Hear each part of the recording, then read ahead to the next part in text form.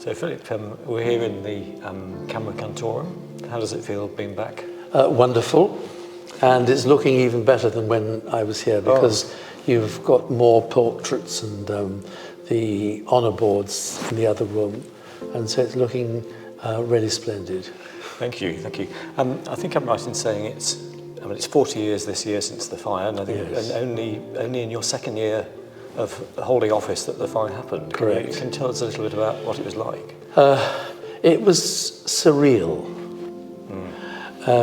The first thing I knew that there was something up was that I heard a lot of diesel engines in the park, in Dean's Park, at about 5 o'clock in the morning. Oh, goodness. And I don't know if you know, they're water tanks, and the diesel engines were drawing water from these tanks in order to help put the fire out. Wow. And they decided not to knock on the door because I had young children. Right. And it would have been a bit ridiculous. Yeah. But I do remember finally the headmaster of the school, somebody, you will know the name, Bevan Wardrobe. Oh yes, what a name. And he knocked on my door and said there's been a terrible fire. And so I remember Tom and I went over to the Minster, and I had to carry him across the water, which was swirling everywhere in the back of the nave. Gosh. And the idea of carrying him now when he's 6'2" or 3 is uncanny. But anyway, we just saw what had happened, and the first thing I realized was that I had a morning practice, and I think I was able to come in here and grab the music, and I think that we had the rehearsal in the school. Wow, so you didn't miss a single rehearsal? We didn't miss a single rehearsal, nor did we miss a single service. Gosh, that's amazing. St Michael of Belfry were wonderful about it, and they welcomed us, and we sang evensong from Monday, Tuesday, free day on Wednesday, Thursday, Friday, Saturday evensong, which was the day of this song school, as we called it, the Song School Festival. Right. And then we were back in the Minster by the following Sunday, which was extraordinary. So was the fire on a Sunday night? It was a Sunday night. Yeah. What was interesting is that the previous Friday, the Bishop of Durham had been consecrated. Oh yes, the famous consecration. The famous consecration, during which the sound system failed, so that the protester was unable to be heard, and he was quickly wheeled away anyway. And I think it was good for those with the speaking parts of the service to have to project. Yes. Yes. And then and General Synod was meeting at the time. Yep. Yep. And I remember having some friends who were on the Synod, and they came to lunch, I think, on the Sunday.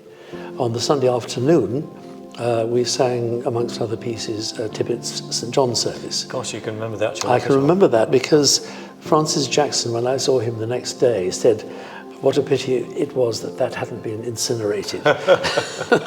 Was he present at the service or for the Tippett? No, he wasn't. Right, no. Obviously not a fan of that particular. Not a fan, but I think copies were in the library. Yes.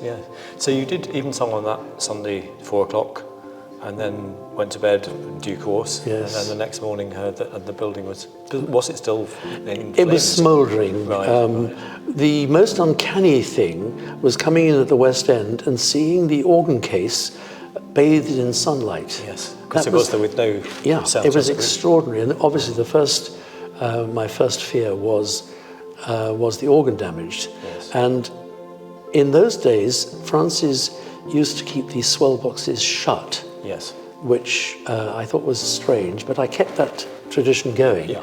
And thank goodness I did, because no dirt or dust got into the swell boxes. Wow. And so the transept was presumably completely, all the rubble. All open, yes. Yeah. But you still managed to take a chorister rehearsal on that Monday morning. I did. That's absolutely amazing. I know. And the other great thing was that because the music was in that library where the 32-foot reed used to be. Oh, yes. It was all sealed, so nothing was damaged as far as the music was concerned, which was a great blessing. Yes. Yeah, I do think that this whole business, we're kind of passionate about the Opus Dei with the daily round of services. The fact that in the face of that, all that adversity with the building, half destroyed, you still sang Evensong on that Monday night without a break is just absolutely. It was wonderful, actually. Yeah. And you went to St Michael. We went to St Michael of Belfry, and I think we altered the repertoire possibly. Yeah. But the organ in the church was still working. Right. Yeah. So that was a great help. Yes. And then Alan Wicks was the guest speaker at the Song School Festival, which he obviously came to that, and he was going to give an organ recital, which obviously we had to cancel. Right. But we were back in the Minster on the following Sunday. So they turned the whole thing around in inside a week. Yes, wow. It was amazing. Yeah. And Walkers, who were looking after the organ at the time, lent us a 2-manual organ, which I think had been bound for Nigeria or some very, very hot country. Right. And they lent us that instrument, which was actually quite useful. And did they install that all within that week? They installed it within the week. It's really amazing. It must have been a real kind of combined effort. Yes. I mean, everybody came together in the most wonderful way. Yes. And the other thing I remember was that the Dean was about to retire, Dean Jasper. Oh, yes. Yeah. And I can't remember exactly what he said in his sermon on the following Sunday at the Eucharist. But it was very much in the lines of, we live in a world in which nature is totally reliable. And if something like this happens, we can't say it's an act of God, but it's the nature of our surroundings in that we can absolutely rely on them, so that if we jump off a wall, we're going to hurt ourselves. And in the same way that if the weather does what it did, then there's nothing we can do about it. And there was a lot of talk about an act of God. Yes. Because of the Jenkins saga. And there were various letters in the post, which I've got here actually, and one of which said that this was obviously God's wrath. And I remember the then Archbishop of York, John Hapgood, wrote a wonderful letter at the time saying, surely we've got away from this Old Testament thought, and that the whole business of Christ coming into the world was to get away from the idea of God coming down in a jealous sort of God way, Yes. So